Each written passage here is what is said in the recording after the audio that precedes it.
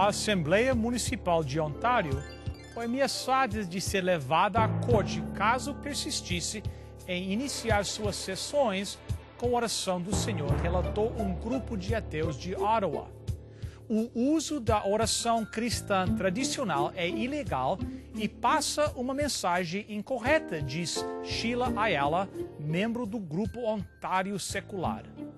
Creio que a mensagem que passa na Assembleia quando repete a oração do Senhor é que o concílio é só dirigido aos cristãos e ninguém mais, e isso é errado. O grupo relata que ainda há 18 municipalidades em Ontário que consideram a oração do Senhor como parte de suas atividades, violando uma decisão tomada em 1999 que reza que tal prática é uma violação contra os estatutos de liberdade e direitos.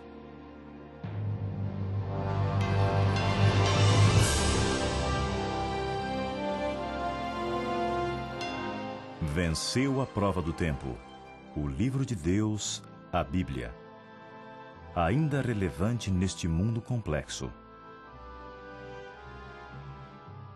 Está escrito, partilhando mensagens de esperança ao redor do mundo.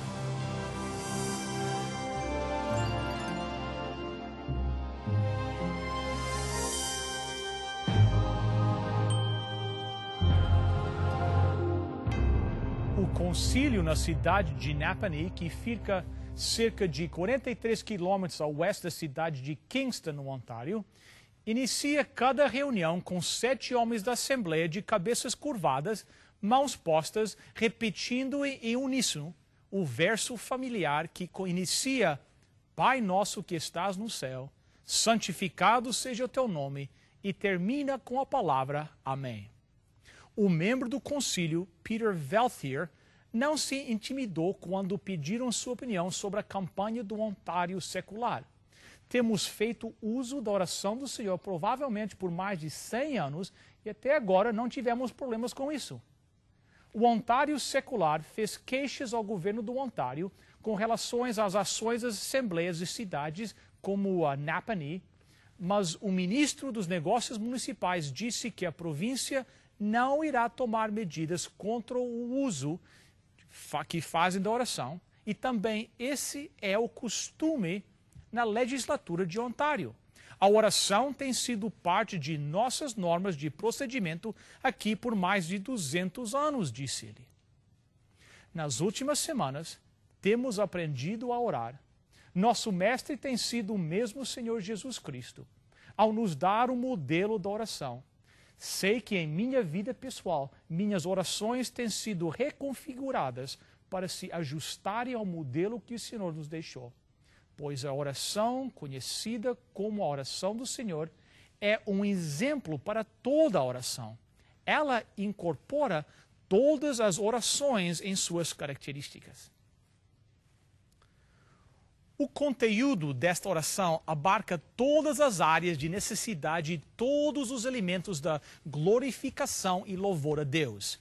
É uma obra-prima de todas as necessidades e exemplo da oração verdadeira.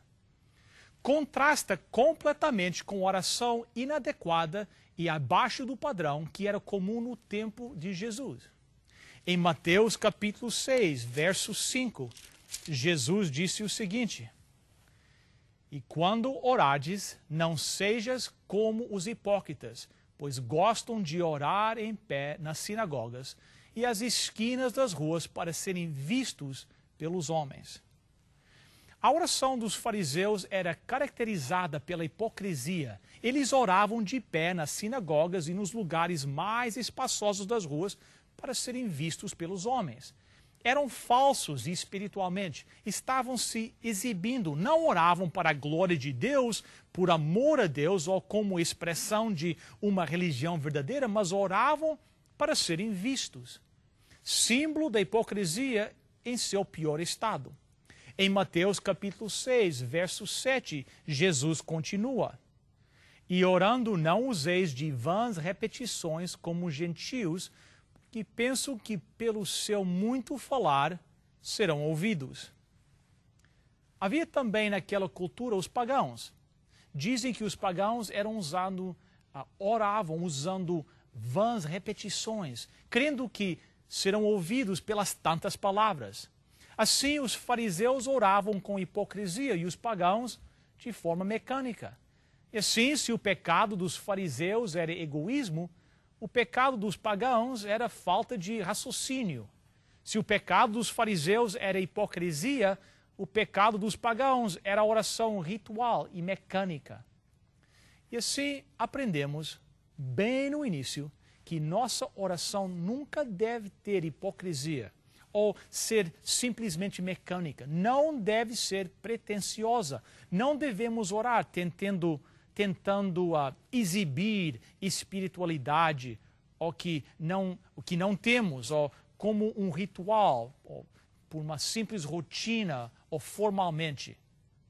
E é surpreendente como a oração do Senhor, que contrasta com esse tipo de oração, tem sido usado como um veículo para a oração hipócrita e a oração mecânica.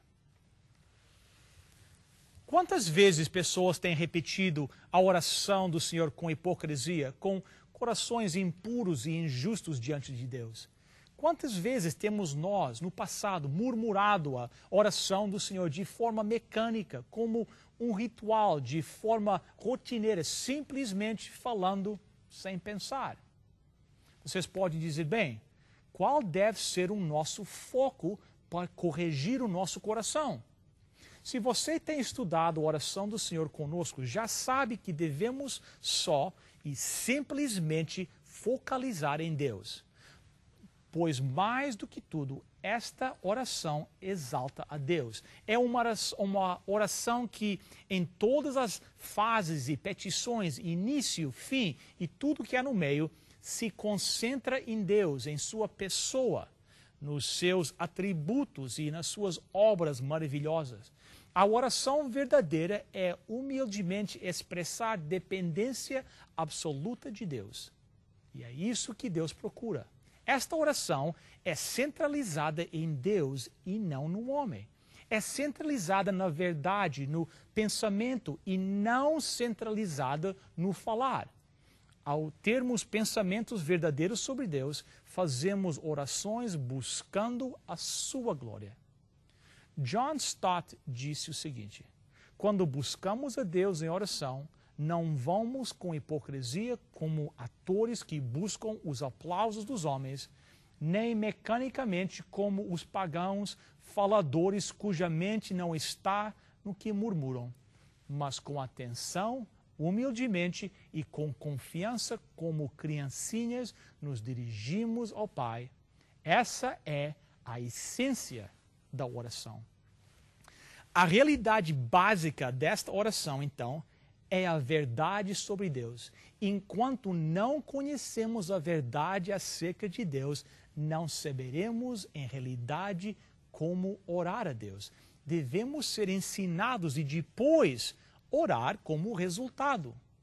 Os hipócritas oram porque têm uma ideia errada de Deus. Eles pensam que são mais importantes do que Deus. Os que praticam rituais oram porque têm uma ideia errônea sobre Deus. Eles não entendem que Deus é um Deus de amor, que deseja dar bênçãos aos seus filhos. Por isso, eles insistem com Deus com seus murmúrios intermináveis, como se Deus fosse forçado a dar uma resposta. Você vê, quanto mais aprende sobre Deus, mais sua vida de oração se torna rica e completa e sua oração se torna mais significativa. Assim, para orar corretamente, você deve permitir que as Escrituras lhe deem o conhecimento de Deus. Impressionou-me notar, ao estudar esta oração, que cada petição contida na oração do Senhor nos promete algo que Deus já garante para nós. O nome de Deus será santificado. Este é o seu desejo.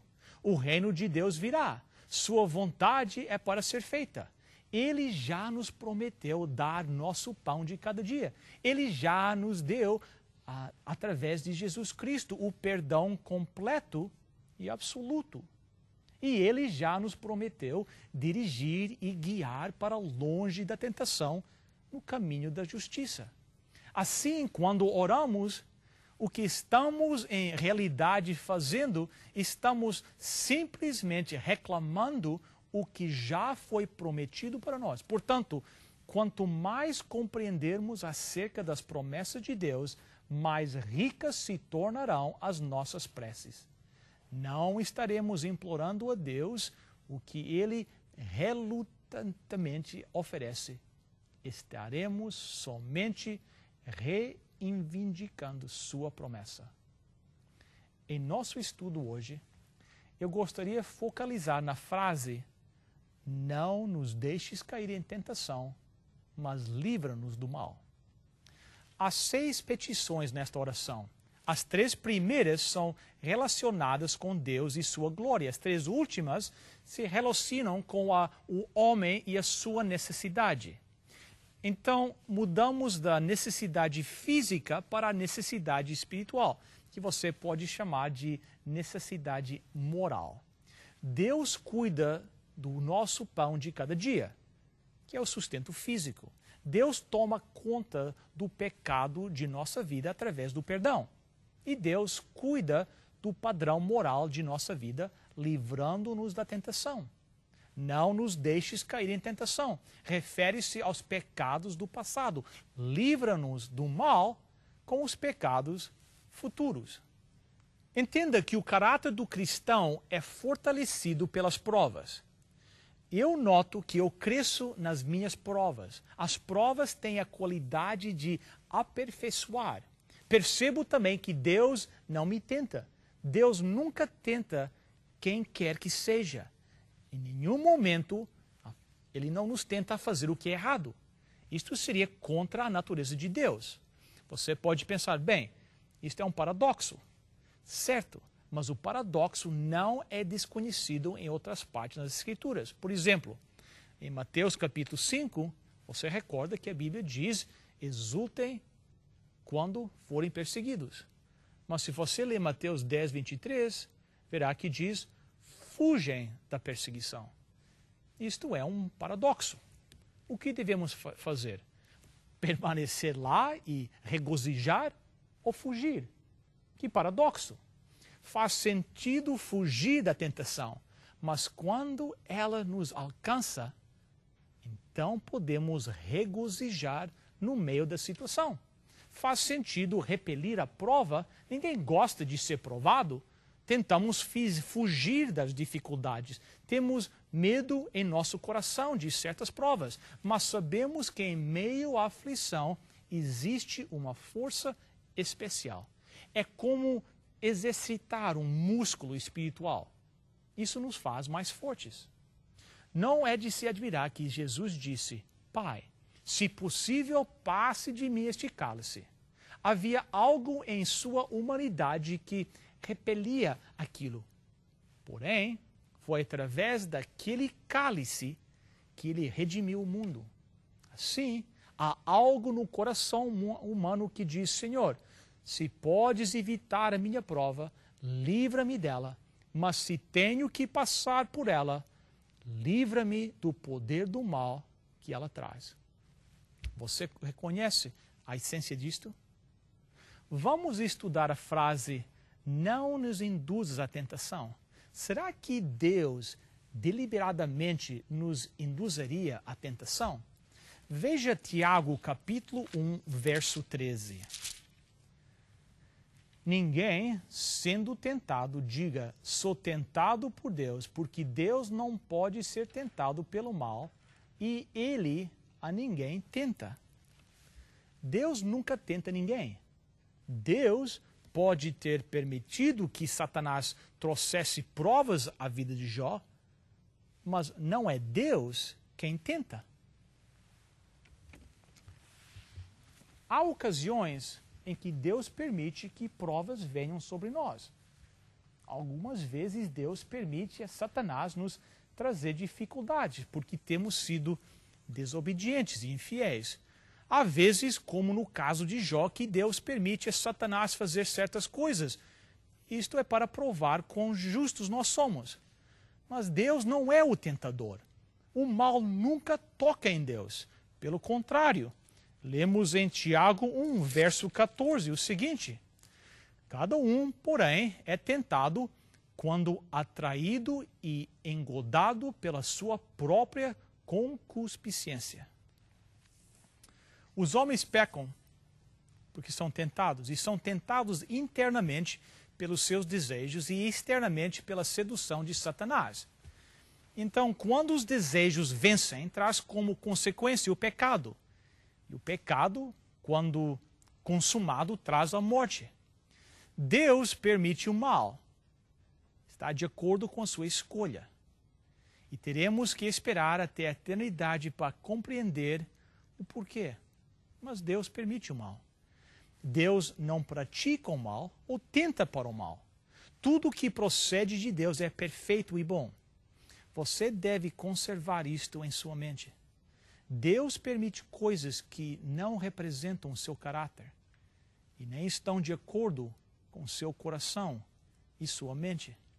De fato, se você quiser saber o que Deus pensa sobre a tentação, simplesmente ouça Jesus em Mateus capítulo 26 e no versículo 41. Jesus disse aos discípulos: vigiai e orai, para que não entreis em tentação. Em outras palavras, ele queria que eles a evitassem. E como Satanás nos tenta? 1 São João, capítulo 2, versos 15 e 16. Não ameis o mundo, nem o que há no mundo. Se alguém ama o mundo, o amor do Pai não está neles.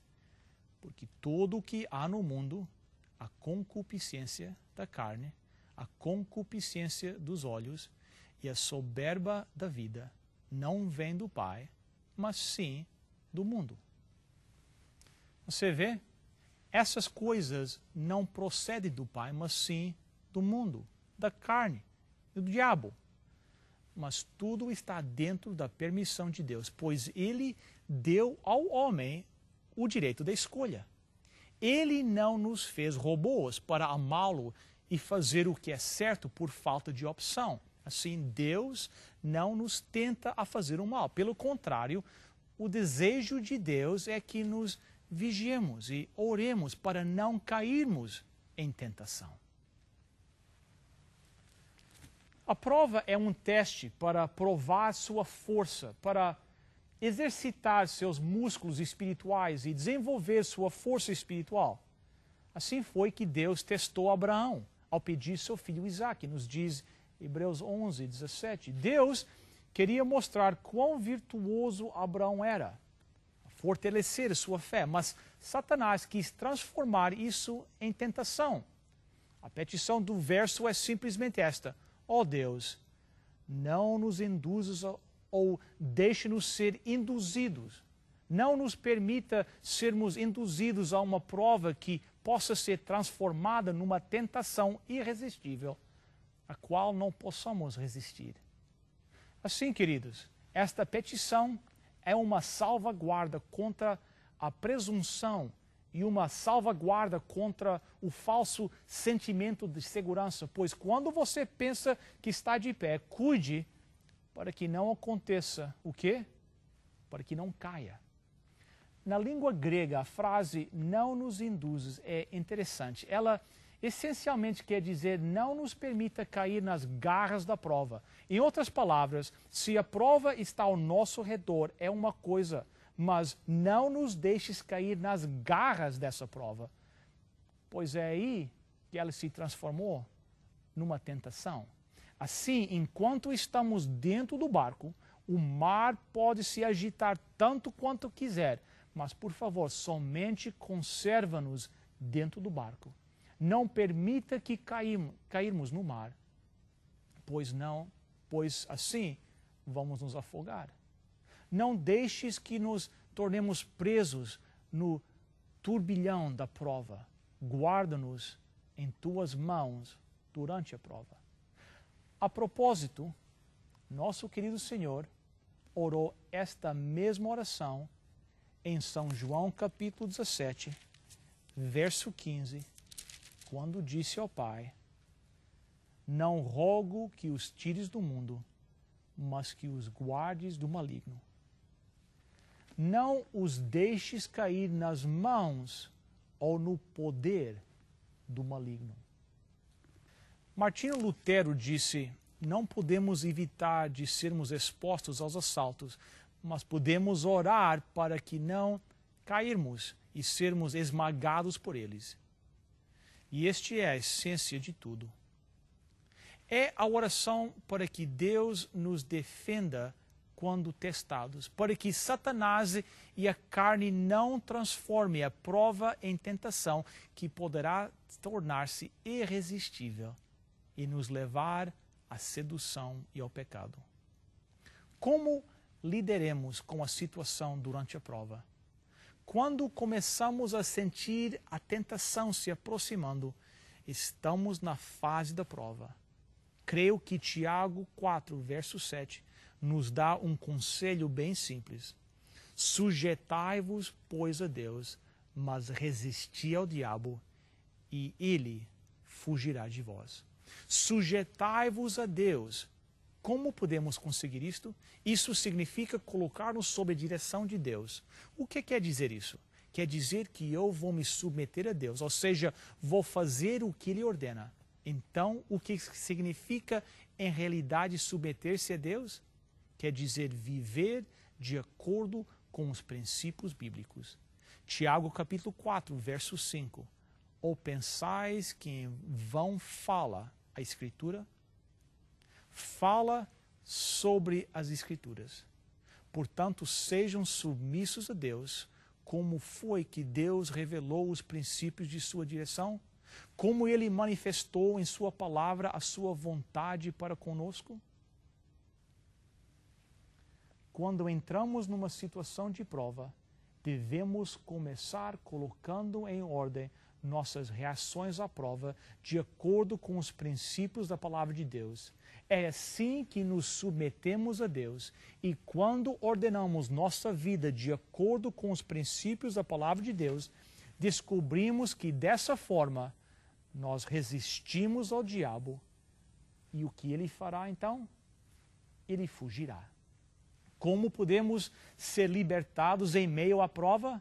Através da submissão a Deus. E ao nos submetermos às verdades da sua palavra e usarmos a arma de Deus em nossas vidas, resistiremos ao diabo e ele fugirá de nós. E a prova continua sendo prova e nunca se transformará em tentação irresistível. Será Deus fiel? Ele prometeu nunca te abandonar, nunca te deixar, e Ele é fiel. Ele nunca te permitirá ser provado, testado ou tentado além das tuas forças. Nunca. Em outras palavras, estamos somente reivindicando uma promessa. E se preenchemos os requisitos, temos o direito de reclamar a promessa. Qual é a condição? Nos submetemos ao Senhor e resistir ao diabo. E assim, nisto se resume a oração. Ela se encerra com uma doxologia. A doxologia simplesmente é esta: pois teu é o reino, o poder e a glória, para sempre. Amém. De ti careço, ó Deus, habita, pois, em mim, e vencedor serei, fiel até o fim. Jesus, meu Salvador, sê comigo aqui, bendize-me agora, eu creio em ti. Meu grande protetor, és tu na provação, concedes-me vigor, eterna salvação. Jesus, meu Salvador, se comigo aqui, bendize-me agora, eu creio em ti. Bendize-me agora, eu creio em ti.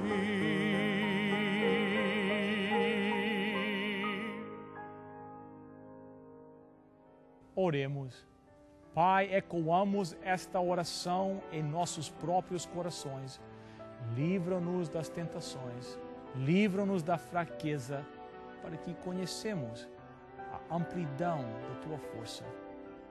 Nós santificamos o Teu nome. Obrigado pela oração do Senhor e por nos ensinar a orar da maneira correta, para a Tua glória, pois Teu é o reino, o poder e a glória para sempre. Amém.